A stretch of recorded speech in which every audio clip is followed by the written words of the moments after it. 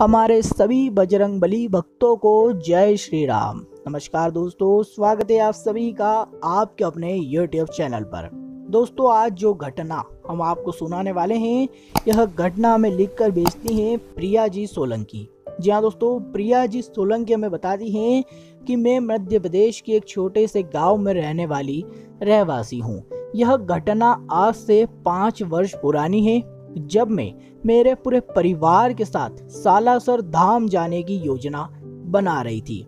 ऐसे में मेरा पूरा परिवार बहुत खुश था। परिवार में बहुत खुशियों का माहौल छा गया था, क्योंकि बहुत लंबे समय के बाद मैं और मेरा पूरा परिवार एक साथ कहीं पर छुट्टियां मनाने घूमने जाने वाला था। ऐसे में प्रिया जी हमें बताती है कि मैं बजरंगबली की, हनुमान जी की बहुत बड़ी भक्त बचपन से रही हूँ। बजरंगबली ने मेरे ऊपर कई उपकार करे हैं, कई एहसान करे हैं, कई ऐसे चमत्कार करे हैं जिससे मेरे कई सारे काम बनने लगे हैं। ऐसे में मेरा पूरा परिवार में बजरंगबली के सब भक्त हैं, तो हम सभी ने मिलकर सालासर धाम जाने का निर्णय ले लिया था। हमारा परिवार बड़ा था, परिवार में बच्चों से लेके बुजुर्गों तक सभी उम्र के सब लोग थे। ऐसे में हम सभी 15-20 सदस्यों ने मिलकर एक बस से जाने का तय करा और हमने सोचा कि हम बस का सफर करेंगे और राजस्थान स्थित सालासर धाम जाएंगे। ऐसे में परिवार वाले सभी खुश थे। समय आ चुका था, हम बस में बैठकर यात्रा को शुरू कर चुके थे। काफी लंबी यात्रा थी, हमें दिन रात सफर करना बेहद ज्यादा जरूरी था। हमारी यात्रा प्रारंभ हो चुकी थी। दिन की यात्रा लगभग हम पूर्ण कर चुके थे। हमने एक जगह रुककर खाना खाया। उसके बाद अब बारी थी रात के सफर की। रात का सफर प्रारंभ हो चुका था और हमें बहुत ही घने जंगलों से पार होते हुए जाना था। ऐसे में बस में सभी यात्री सो चुके थे। मेरे पिताजी और मेरे चाचा जी दोनों ही आगे बैठे थे। ऐसे में रात का सफर चल रहा था। घने जंगलों से हमारी बस सुनसान आगे बढ़ती जा रही थी। बहुत लंबा सफर था, रास्ता बिल्कुल सुनसान था। ऐसे में उस सुनसान रास्ते में कुछ भी दिखाई नहीं दे रहा था और हमारी बस बहुत ही तेजी से आगे की ओर बढ़ती जा रही थी। बस चलाने वाले भैया, ड्राइवर, जो कि बहुत तेजी से बस चला रहे थे, उन्हें भी पता नहीं लगा कि कब हमें एक रास्ते पर मुड़ना था और हम वहां से सीधे निकल चुके थे। ऐसे में उस अंधेरी रात में, उस घने जंगलों में हमारी बस रास्ता भटक चुकी थी और एक गलत राह पर बहुत तेजी से आगे बढ़ती जा रही थी। हम तकरीबन आधे घंटे तक उस रास्ते पर आगे बढ़ते रहे, परंतु हमें और कोई उजियारे की नई किरण नहीं दिखी और ना ही कोई नया रास्ता दिखा। ऐसे में वो ड्राइवर को भी समझ नहीं आ रहा था कि आखिर हम किधर आ चुके हैं।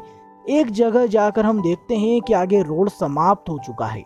ऐसे में चारों तरफ केवल जंगल जंगल है, चारों तरफ केवल सुनसान इलाका है। दूर दूर तक जहां उजियाले की एवं किसी व्यक्ति की कोई झलक ना दिखाई दे, ऐसी जगह पर जाकर अब हमारी बस रुक चुकी थी। ऐसे में सभी बस में बैठे यात्री परेशान हो चुके थे कि आखिर हम इतने रात को इतने अंधेरे में से जंगल में किस जगह आकर फंस गए। ऐसे में मेरे चाचा जी, मेरे पिताजी सभी बस से उतरते हैं और देखते हैं, तो उन्हें भी कुछ समझ नहीं आता है कि आखिर हम इस किस रास्ते पर आकर फंस चुके हैं। और वहां पर दूर दूर तक हमें कोई और व्यक्ति, कोई और उजियारे की किरण नहीं दिखाई दे रही थी। ऐसे में बस में सवार सभी लोग बहुत ज्यादा डर जाते हैं, बहुत ज्यादा घबरा जाते हैं। मैं भी बजरंगबली से प्रार्थना करने बैठ जाती हूँ कि हम तो आपके दर्शन करने आ रहे थे, परंतु अब हम रास्ता भटक चुके हैं और एक ऐसे स्थान पर आकर खड़े हो गए हैं जहाँ से हमें आगे किधर जाना है कुछ पता नहीं लग पा रहा है, तो आप ही हमारी सहायता कीजिए। उसी पल जब सभी लोग परेशान थे, अचानक कहीं से कार आती है और हमारी बस कर आगे आकर रुक जाती है। अचानक उस कार में से एक व्यक्ति उतरता है जिसके थोड़े बाल लंबे लंबे से थे और वह व्यक्ति उतर कर हमें बोलता है कि आप इस सुनसान एरिया में अकेले क्या कर रहे हो? इधर तो आगे कोई मार्ग नहीं है, आप किधर जाओगे?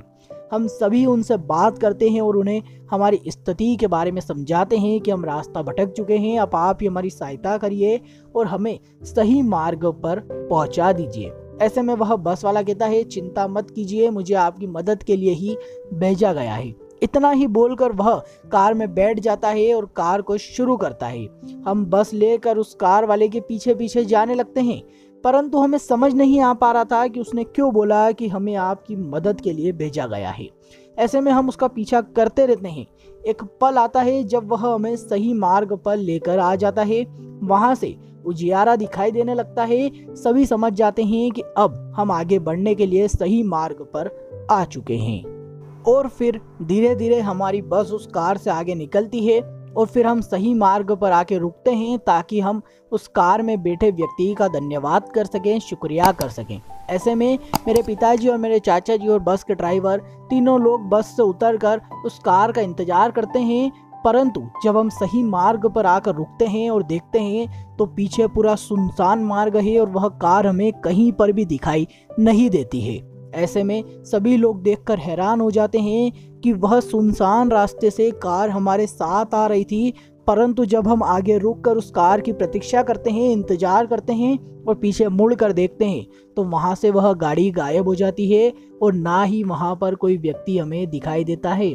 ऐसे में बस के ड्राइवर, मेरे पिताजी, चाचा जी सभी घबरा जाते हैं, सभी हैरान हो जाते हैं कि आखिर हम हमारा मार्ग भटक चुके थे। तब तो वह कार हमें सही मार्ग पर ले आई और जब हम उन्हें शुक्रिया कहने के लिए रुके हैं, उनसे मिलने के लिए रुके हैं, तो वह गाड़ी कहाँ गायब हो गई। ऐसे में उस समय कोई भी नहीं समझ पाता था कि यह कैसी लीला थी, परंतु मैं समझ चुकी थी कि यह मेरे बजरंगबली का चमत्कार था। उन्होंने ही हम सबकी जान बचाने के लिए, हम सबकी रक्षा करने के लिए किसी न किसी रूप में आकर हमारी मदद कर दी है। क्योंकि हम उस जंगल में बहुत बुरी तरह फंस चुके थे। वहाँ पर जंगल के लुटेरे आ सकते थे, जंगली जानवर आ सकते थे जो कि हम पर हमला किसी भी समय कर सकते थे। तो ऐसे में दोस्तों, प्रिया जी द्वारा भेजी गई यह घटना सुनकर आपको क्या लगता है? क्या ऐसी घटनाएं सत्य हो सकती है?